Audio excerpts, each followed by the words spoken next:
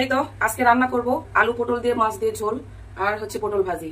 অনেকদিন থেকে আপনাদের সাথে এইভাবে ভিডিও শেয়ার করিনি, চলেন রান্না করি আর আপনাদের সাথে শেয়ার করি।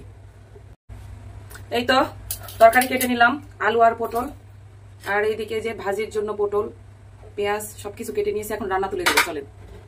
অলরেডি আমি মাছ ভাজি এইদিকে তুলে দিয়েছি, এই তো। আর এইদিকে আমি এই তো এখন তরকারি রান্না করে নিব। সব ধরনের মশলা দিয়ে দিলাম, দিয়ে সুন্দর করে কষিয়ে নিয়েছি। এখন আমি এখানে আলু পটল দিয়ে দিব।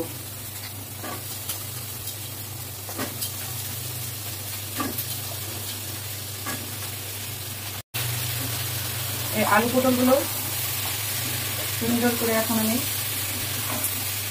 তরকারিটা একটু পানি দিয়ে, হালকা একটু পানি দিয়েছি, দিয়ে ঢাকনা দিয়ে রেখে দিয়েছি কিছুক্ষণ সিদ্ধর জন্য। এইদিকে আমি মাছ ভাজা শেষ, এখন আমি পটলগুলো ভেজে নিব।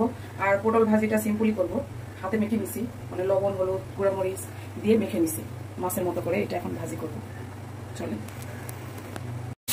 মাছের মতো করে ভেজে নিব, মাছ ভেজে নিচ্ছি ওই তেলে আমি ভেজে নিব পটল।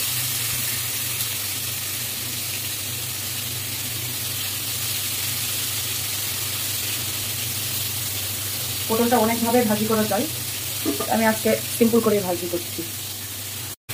এই তো কিছুক্ষণ কষাবো, কষিয়ে ঝোলের পানি দেবো।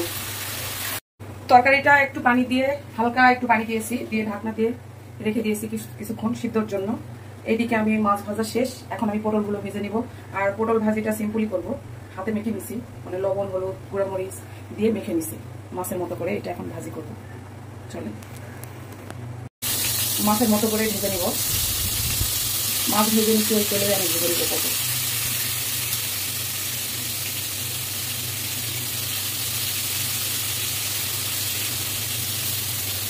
পটলটা অনেকভাবে ভাজি করা যায়, আমি আজকে সিম্পল করে ভাজি করছি। কিছুক্ষণ কষাবো, কষিয়ে ঝোলের পানি দিব।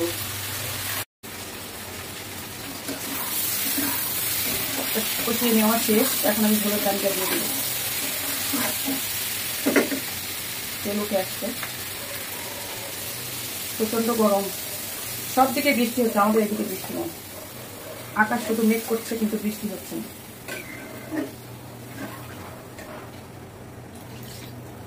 ঝোলের পানি দিয়ে দিচ্ছি, আবার আমি একসঙ্গে মাছটাও দিয়ে দিব, দিয়ে ঢাকনা দিয়ে রান্না করবো, কারণ মাছ আগে দিলে মাছের ঝোলটা ভালো ঢোকে।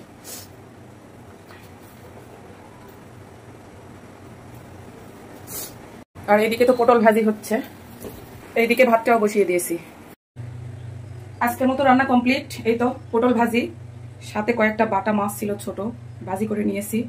আর এইদিকে ঝোলও কমপ্লিট, দেখাই চলেন। এই তো আমার ঝোল কমপ্লিট রান্না। আর এইদিকে আমার ভাতটাও হয়ে গেছে। তো আজকের মতো সবাইকে আল্লাহ হাফেজ। ভিডিওটা ভালো লাগলে অবশ্যই পাশে থাকবেন।